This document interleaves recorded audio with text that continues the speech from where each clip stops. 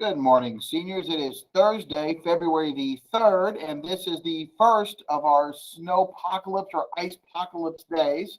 So I hope that you are safe and that you are warm and that everything is okay with you and that you're enjoying watching the show outside. This is a kind of asynchronous learning day. What that means then is that you are expected to be doing some of the assignments today.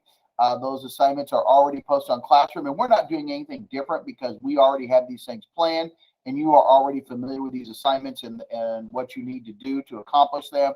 So we're just going to continue with our regular plan. So let me go ahead and just flip over here and show you what you need to be working on today.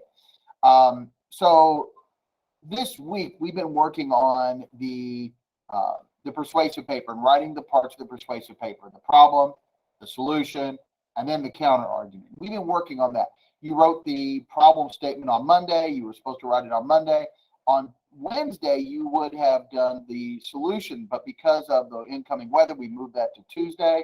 Wednesday, then we went over how to do the counter argument. So you should be familiar with all of those. What you need to be accomplishing today is getting those pieces together and getting them submitted. Now, you might be in different places in that process, so just keep working through them 1, 2, and 3 at a time.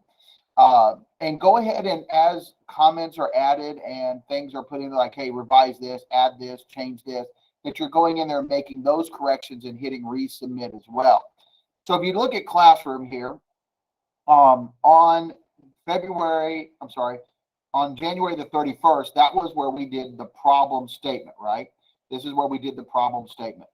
And in here, you will see the instructions and some guides how to do the TPAC model for constructive responses. Here's the assignment that you did. And there's also a video that walks you through the process of how to do that. So you do have those resources available to you. On the 2nd, it was the same thing for the solution. Now, on Friday, which again, we're moving these things up because of the weather, but you just have today and tomorrow to be working on these. It's the counter argument. What do others say about this? Now, this one is a little bit different, and I do just want to point that out to you. It is a little bit different. In the past, we've used the analytical part or the A part of TPAC to explain how that quote proves your point. Okay, so you said, here's this problem. In the article, it shows, and then you explain how that proves your point, right? Like, obviously, you could see this is a problem, okay? This one is a little bit different because this is the counter argument, and counter arguments are still valid points, but it's not what you agree with. It's not the best solution.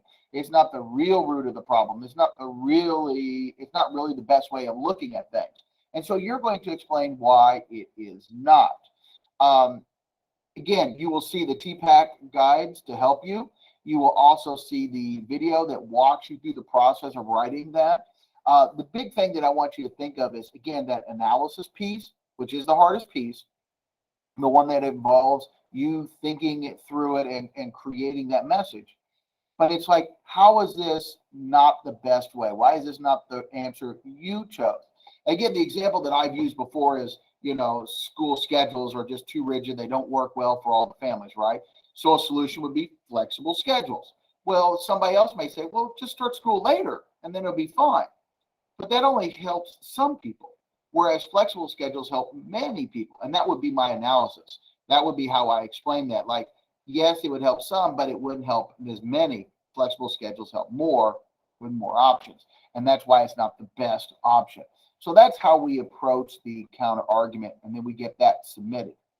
There is one other assignment in here, and I'll just point it out to you. It is this actually is due on Sunday the 6th. And this was an assignment that was just kind of sitting there through the week. As you finished your other pieces, you'd be able to move over to it. And it is an actively learn article. And let me go ahead and get that pulled up for you here. There we go. And this is an article called Accidentally Delicious.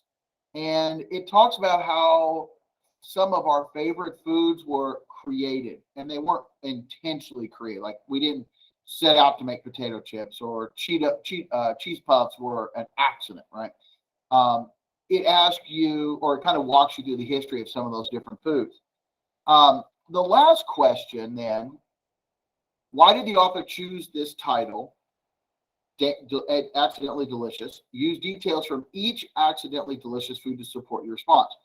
We're not looking for a full constructed response in a TPAC model, but I want you to show us this idea of accidental. Now, let's be honest. Were some of them accidents? Yeah. Were some of them just happy coincidences?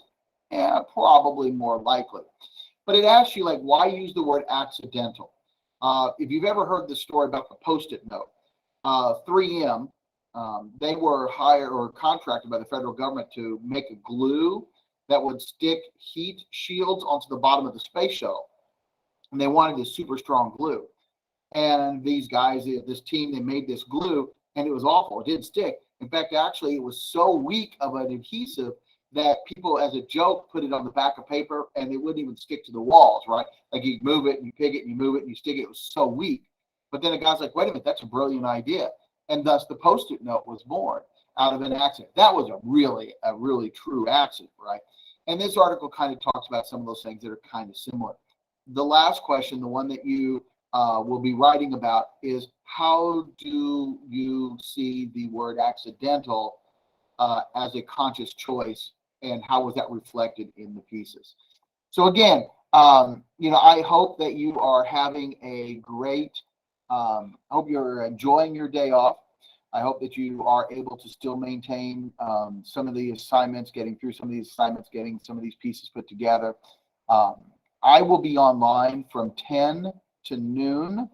I'll be available. I'll have a Google Meet up. I'll put up the information for you. So you can kind of bounce in if you need something. I won't be looking for anybody. There's no attendance. There's no, you have to be on at a certain time, but I will be available to answer questions during that time. Or you can always email me, and I will try to email back to you as quickly as I can. I do have my kids at home, so I'll be kind of bouncing between several different things. All right. But good luck. Let me know if you need any help, and I'm looking forward to seeing what you get done.